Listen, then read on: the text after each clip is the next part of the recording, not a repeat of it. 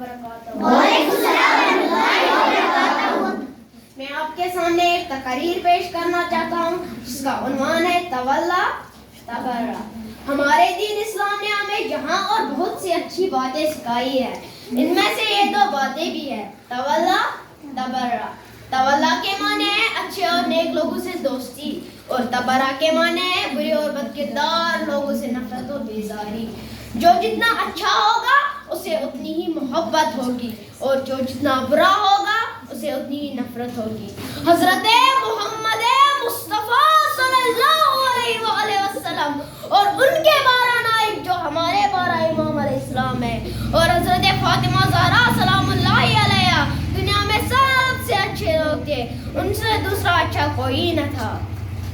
تم نے سنا ہوگا کہ ایک دفعہ رسول اللہ صلی اللہ علیہ وآلہ وسلم کے پاس کچھ لوگ تشریف لائے اور کہنے لگے کہ آپ نے ہمیں اچھا راستہ دکھانے میں بڑی تکلیف اٹھائی ہے، آپ اپنی تکلیف کی اجرت اور اپنی محنت کی مزدوری لے لیجئے۔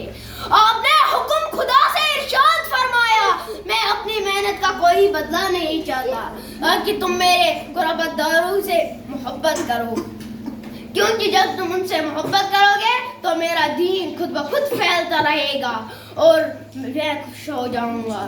یاد رکھو، دوستی وہی دوستی ہوتی ہے جو دل سے کی جاتی ہے، خالی زبان سے کوئی دوستی نہیں ہے۔ باقی السلام۔ سلام